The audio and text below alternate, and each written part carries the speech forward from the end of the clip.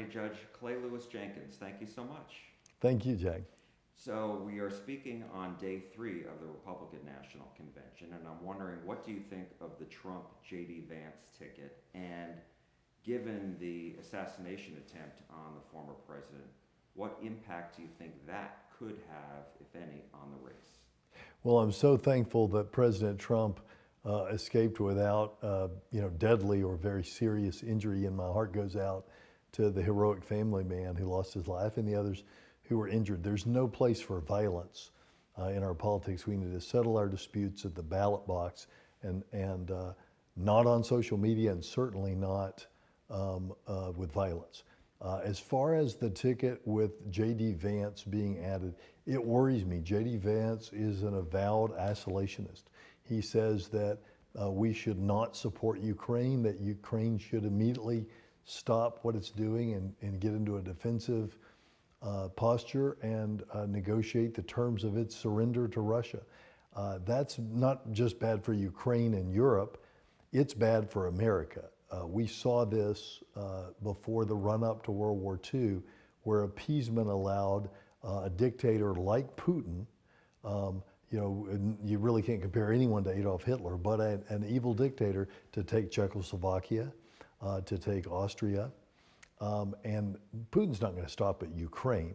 So it's very worrisome that what you've got in J.D. Vance is an even more isolationist, foreign-wise person than Trump, and on the domestic issues, somebody who's in lockstep now with President Trump. And you don't view that as positive, obviously. I don't view that as a positive, Jack. I lived through President Trump like many of you did, but I lived through it in a unique place. I lived through it trying to keep law enforcement working at a time when President Trump was scaring undocumented people and their families from coming forward when they saw crimes here in Dallas, and that was a real challenge. I lived through a disastrous COVID response when Trump was in office, and a quick improvement when the scientists were allowed to do their jobs as soon as Trump was out of office. So I don't ever want to go through that again. I think it's important that we get back to talking about the issues, and the issues, to me, are Donald Trump was a disastrous president who told us to drink bleach during COVID, and that horse pills would cure us. And just yesterday on a phone call with RFK was saying childhood vaccines are dangerous, and they're the same size vaccines that horses get. None of these things are actually true. And I wanted to ask you, because this is all coming at a time where there's a lot of discussion among Democrats about whether President Biden should step aside. Some say yes, absolutely, including Congressman Lloyd Doggett of Texas. But others, like Congresswoman Jasmine Crockett, have say, they're firmly in President Biden's corner. So I'm wondering, where are you on this? Well, what I've said is that President Biden needs to make his decision. Well, he says he has. He says he's staying in. He says he has, and others say that there's still discussions ongoing. I'm not privy to any of that. What I know is that whoever that Democratic nominee is, if it's Joe Biden, who has done a tremendous job with so much in his 3.5 years as president. The CHIPS Act, which brought all these jobs to North Texas to bring in the manufacture of computer chips into the United States and not have to rely on China for those. The infrastructure bill, which is already, we built a lot of trails and we're building roads with the money that's coming from that. The COVID response that I initially mentioned. Do you know that Fair Park gave more shots than any other site in the country? And we were on the phone, I was on the phone with his chief of staff 2 hours after he took the oath of office to get us that site. That's how quickly they helped, and helped in Texas and helped in other states. And so I'm confident in what he's done thus far. Only he knows all the data points. He and his advisors, who that decision needs to be made sooner or later, or sooner rather than later. And then we need to focus, if you're concerned about Donald Trump second term, where he says he'll be much more radical. He'll be a dictator on day one. He's got a 2025 plan that weaponizes the judiciary to go after his Republican detractors and his Democratic detractors and people that he perceives as his enemies. We've never done that in America. We've never used the Justice Department, which has always been independent. Right now we have a Democratic president, and yesterday the Justice Department just secured a conviction against a Democratic senator. We don't stop prosecutions or start prosecutions based on who's in the White House. And I just want to get back to the question about, your support for President Biden. Do you think that he should stay on the ticket? I don't think I have the information to make that decision for him. Look, if he decides to stay on the ticket, he'll be the nominee because he has the delegates. The primaries are over and he won all those. And so what I know is the alternative will be disastrous for our country. And so I'll be supporting the Democratic nominee. And I think you've got to look at that body of work. Here's what we know about President Biden, to be fair to everyone. We know that he is, his voice is raspy and quieter than it has been. We know his step is unsteady, but we know he is a person of integrity. And by step, I mean his physical step. We know he is a person of integrity, a person of honor who has spent his entire life serving his country, whose children have served their country, and you juxtapose that against a convicted felon who has been ordered to pay money to a woman that he sexually assaulted, who has declared bankruptcy 6 times, and who lied 28 times during that debate. And I think the choice is clear that President Biden or if it turns out to be someone else is a superior choice to Donald Trump.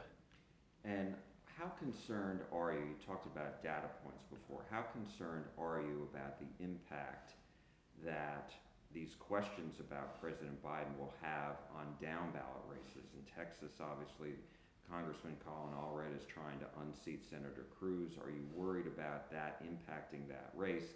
And other races in Dallas County where Democrats are trying to unseat the 2 remaining Republicans in the Texas House. So certainly what happens at the top of the ticket will have an impact, on the races below that. Here's the situation that not a lot of politicians will say, but I think it's likely true. Both of the candidates have low approval ratings. So whoever the voters are focused on at election time when it comes to President Biden or President Trump, that person's probably going to lose. And so the concern is that rather than focus on the visions for America and what people will do over the next 4 years, if we are focused in September and October on President Biden's speech or step or mispronouncing a word, then that's not a good thing. But if we're focused on Donald Trump telling us what he's going to do and believing the words coming out of his mouth, and remembering what it was like with 4 years of Donald Trump, then I think that will work well for the Democratic ticket and the Democratic win. Last night, I don't know if you were watching, but Dallas Mayor Eric Johnson spoke and he sharply criticized Democrats for being weak on crime. What's your reaction to that? Well, here in Dallas, we've got a record of being strong on keeping people safe. I often say nothing else matters if we can't keep people safe. That was on display in the aftermath of the police shootings. It was on display in Ebola, in COVID, in the way that we work together with Dallas County. We have the jail, and the Dallas police go out and do the investigations and make arrests. And that's not always the way it works in these large cities where that relationship is so close and symbiotic. I don't talk to Mayor Johnson very often about these issues, but I talk regularly with the city manager and the people that are actually in charge of keeping you safe. And no issues? We don't have any issues. Those are talking points, and I understand, you know, when you're asked to speak at a convention, you're asked to point out differences. It's easier to get people afraid and angry than it is to push them towards a higher goal of unity or understanding for one another. I get that. But here, you know, crime could always be lower, but it has been going down. Our murder rate's been going down. A lot of things have been going down. We're doing what we can to, not that all homeless people are involved in crime, but we're working together also on getting our homeless folks housed so that those offenses that are frequently end up in our jails can improve as well. Let's talk about some of the local issues. You actually brought up homelessness. I'm wondering, the recent Supreme Court decision about homelessness and whether cities and counties can regulate whether people just are able to live on the streets. How helpful do you think that will be to Dallas County, the city of Dallas, to try to solve the homeless issue? Well, the answer is not to criminalize poverty, not to criminalize the fact that a person has no place to live. Let me give you an example of some of the answers. What we've done with eviction, with providing, and when I say we, philanthropy, the county and others, with providing eviction lawyers for moms and kids who are about to be evicted, who are about to become homeless, because it's much better to keep them from becoming homeless than to deal with them after they are homeless. And keep in mind, when we get them those eviction lawyers, just because you have a lawyer doesn't mean you can not pay rent, stay in your house. So they're able to stay a little longer or work out a deal with their landlord because many times it's not a lack of rent that they're trying to move a person out. They're trying to move a person out because they can make more money off someone else. Move a person out because they have 3 kids and they would prefer to rent to someone with 1 or no kids. And so that's an example. You know, finding rapid rehousing and wraparound services for that housing to get people the mental and drug assistance that they need, assistance to get off of drugs that they need. These are the answers that will work. Criminalizing people for being poor and sleeping on the sidewalk is not the answer. Let's talk about the budget. Recently, the county discovered it's got about almost a $41 million budget shortfall for the year because of overtime issues at the Dallas County Jail. What was your reaction when you discovered that, and what is the solution to the budget shortfall? Well, so first with the overtime, in March our overtime was $4.6 million, which is obviously way too high. This last month, June, it was $1.4 million. So once we found out about that and we began to work with particularly the sheriff's office, because that's our largest section of employment, and because of the way jails work and the requirement that people, a certain amount of staffing be there at all times, that's where a lot of the overtime was happening. We saw some improvement. Commissioner John Wiley Price led an effort to get everybody on the same page there, and I commend him for his work there. As far as the budget, when the budget director gave us that $41 million number, it didn't include the money that we had not spent this year. And so when you factor that in, the hole was, you know, quite a bit less. Now there's still room to tighten our belt, and there's room to look at, we haven't done this in about 10 years, to look at where we need to add staff and where we need to cut staff, right? Because, you know, in the county, there may be places where job descriptions have changed over, you know, a decade-long period. And so we're going to be looking at that, and that will be a savings next year. And I feel pretty good about the budget going into next year. Let me tell you why, Jack. We try to keep taxes to pretty close to the effective rate, take as little as we need. Now, unfortunately, we're just one small part of your taxes at Dallas County. That's not always true in the other entities that tend to have pretty big raises sometimes. But we try to keep it to that number. Here's why we can do that. Each year, there's so many, look at the cranes in your neighborhood, the house that's being torn down so they can build another house, or the house that's being renovated. That's all new value. And so we get tens of millions of dollars of new value every year. That's not true in other places, but here in the fastest growing combined metropolitan area in the United States, in the epicenter of that, that's really true. And we see an increase this year, about right now, it's about 4% increase in business personal property taxes. This is like inventory for businesses. We're seeing an over 10% increase in commercial values. We're seeing about a 14% increase in residential values. So we try to cap those back to the effective rate, and no one can get a tax that is over 10% of your home if you own it, but that's not much help for renters. But that leaves us with the money, even in keeping your taxes roughly to what you paid last year, because of that growth. That allows us to pay more to keep people up with inflation, your employees, and deal with these programs. Now, we'll say one thing about your taxes that is, problematic, that I hope the legislature will look at.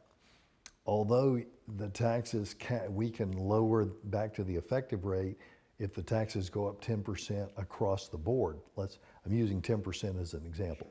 But if your house goes up 25%, we can't do anything to individually help your house. And so that happens a lot in these neighborhoods that are gentrifying, where things go up in value. That's something we got to figure out. And commercial properties for mom and pop businesses that are skyrocketing, we've got to look at a circuit breaker cap permanently for those as well. Well, there is a temporary cap. It's temporary. That needs to be permanent, and it needs to be expanded. So you said a lot, so let's break it down if we can. Where do you see the budget shortfall now, given the fact that not all the money was spent? And as far as cuts, are we talking about any cuts to services for the rest of the year? No cuts to services. Okay. But what we will look at, we do performance reviews at Dallas County, and if we do a reduction in force, if we find that we don't need as many people in a certain department as we have at present, it will be based on those performance reviews, and if people hadn't done them, and based on seniority.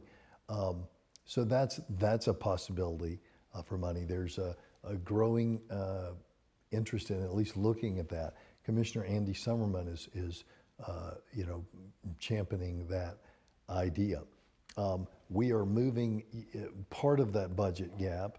This is a little bit of finance, mumbo jumbo, but we had $28 million. We have $31 million that goes towards broadband and building a high-speed network between all of our buildings that the neighborhoods can then tie onto for cheaper than they can get broadband elsewhere. Some neighborhoods don't even have it. But we're not going to spend all that by October 1st, the end of our fiscal year. And so a lot of that's been moved into next year, and that is a big chunk, 28 million of 41 million, of where that budget shortfall went away. And just like you said before, you don't think this will have any impact on the county to try to keep property taxes as low as possible, or lower the rate even? I think we will certainly be able to lower the rate.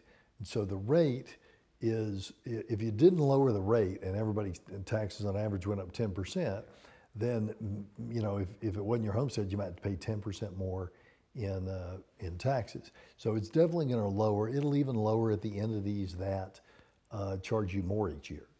But the question is, how much will they lower it? How close to that effective rate can you get? So the effective rate is, if everybody's house goes up 10%, everybody's property goes up 10%, the effective rate would be to lower the penny rate charged by 10%. Still, if your house went up by 15 and your neighbor's house went up by 25, you would end up paying more. Conversely, if another neighbor's house only went up by 7, he would end up paying less if you're at the effective rate, which unfortunately not everyone gets to. You talked a little bit about growth and all that. And I know there was a lot of discussion earlier in the year when statistics came out showing while Dallas County did grow from 2022 to 2023 as far as population, it was still less than how many people lived here in 2020. What did you make of that? Why was that when all the other counties surrounding in North Texas have been booming? Well, you know, we're built out. So in Dallas County, there's only like 7,000, less than 7,000 people that live in unincorporated areas. Everybody else lives in cities, and it's hard to look in Dallas County and find a cotton field that you can put a new development on. So what you're seeing is people reinventing neighborhoods, tearing down houses that are in those neighborhoods, building new houses. When that happens, a lot of times what you'll see is people in families of 5 being replaced by families of 2. And so that can happen some. I'm not deeply concerned about that population number because, as you point out, it grew from one year to the next. We don't need explosive growth in population. That will come as we look at rules within our cities for density and how best to use our land. But you know, what I look at is public safety, the efficacy of our schools, the poverty rate, the employment rate, the tax rates, trying to keep those good for families and businesses. And those numbers for Dallas County compared to the rest of the country or the rest of the state are quite good. Let's talk about juvenile justice. I know there's been a lot of concern about the conditions inside the juvenile justice facility. People are very concerned about the kids inside not getting the recreation that they need on a daily basis. Have you been briefed on this, and what's your level of concern? My level of concern is high, Jack.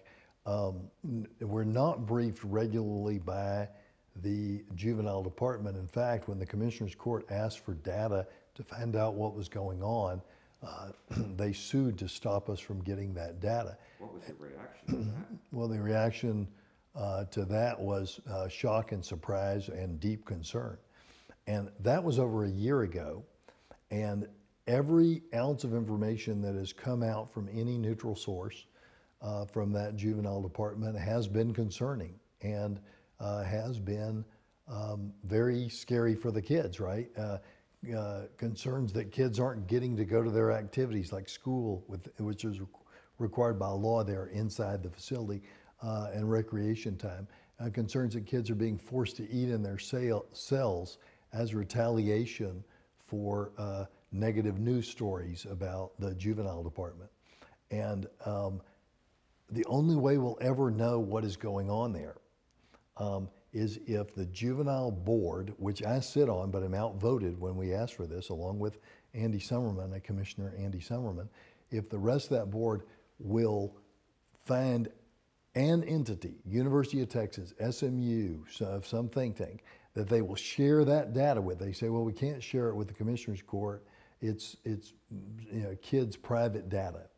Okay, but you can share it with a research group. Frankly, you could share it with us. So if you're afraid it will show that things are not perfect, everybody in the world now knows that things are not perfect at the Dallas County Juvenile Department. I don't believe that the people who work there went into this business to fail at it and to hurt children. So rather than suing us and fighting us, that board needs to get interested in this issue. Many good people on the board, judges from other you know, like divorce and criminal law and whatnot, sit on that board. If they'll get interested in this, get that data to some neutral party, and then we can get the information back from that neutral party and we can make those changes, all right? But right now, what we have is all the information that comes out is negative, and then the juvenile director will have a press conference and say it's all untrue. And so that, you think, is the solution, getting the data? Get the data to a neutral party so that everybody knows what is actually happening. That board must be of the opinion that everything is working well there, because there's no discussion at the board meetings. There's no, other than Commissioner Summerman and I, there's no desire that I can tell to fix this, because the board, the ones who do speak, believe that the whole problem is made up and is fake news, when it clearly, the evidence is to the contrary. And once we get the data, the observation sheets, for instance, that are at every kid's cell that says where that kid is at that time, then we'll know what is true, right? So if you're saying that the news media is treating you unfairly and it's not true, then turn over your data to a neutral person and let's see what is true. And finally, what I would say on that is it's time for adults to quit saying they're being victimized by the media. That is ridiculous. What we are seeing is that kids are being victimized by poor performance. Last question, Judge, and I appreciate all your time, and that is, we've seen after Hurricane Beryl in Houston, a week later, people, 100,000, still did not have power. You've obviously been county judge through a lot of storms that we've had here. 2019, the tornado that ripped through the county, and also the straight line winds that we had several months ago. And I'm wondering, is that something that could potentially happen in Dallas? Has that happened? I don't remember that, the power being out quite as long as that. And what's the solution to that? How do you prevent that? So the power, as far as a summer storm, now, of course, the winter storm, we were out for several days. Yeah. But as far as a summer storm, the longest that we can remember, that I and Encore can remember us being out in those numbers, would be at the end of May and the beginning of June, when we had those straight line winds that were along a path 60 mile swath. And so that took several days to restore a lot of people's power. Not a week. Not a week, a little under, what would it, maybe 4 or 5 days for the longest ones. Well, that is a long time. That's a long time, yeah. So what's the solution to that? Well, so this is a little different than the grid situation where, the gas froze at the wellheads, et cetera, when it was cold. This is, changes in our climate where we're seeing these storms that are bigger and wider than we've seen before, and more frequent that we've seen before. And so we've got to look at ways to be resilient. So, for instance, downtown almost never goes out because the power lines are buried, right?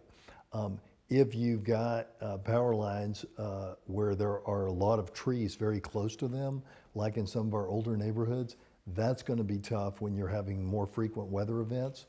And so there's things that we've got to look at with resilience, resiliency of the electrical lines. So is that just trimming trees? Some of that is trimming trees. Texas needs a plan going forward and people hate, some people hate the word climate change. So come up with a different word. But what we're having is more frequency in these very serious weather events, with these floods and tornadoes and hurricanes and straight line winds. And we built a system, 20, 30 years ago, and even before then, to deal with what was happening 20 or 30 years ago. And now we're seeing, more of this, so we've got to come up with a plan.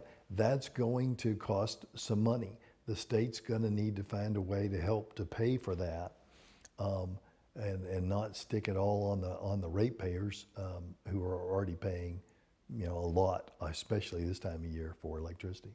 I would be remiss if I didn't ask you a personal question about your newborns. You've got twins, a boy and a girl. They're 4 months old now. Very cute. I got to see them. What's that like? It's great, man. It really focuses you on what's important, and on the future generation, and helps you to see the other guy's viewpoint. And it's just a blessing to have them. So. Well, you were busy already. Now Yeah, busy. yeah. You get to learn what busy really is when you got newborn twins, because when one is quiet, the other is crying, and vice versa. And we're still at that place where we're not sleeping through the night, and so we're looking forward to 6 hours or 7 or whatever it is that they can get to, hopefully soon, where they're both asleep. Well, congratulations to you and your wife on your twins, and Dallas County Judge Clay Lewis Jenkins. Thank you so much. We appreciate it. Thank you, Jack.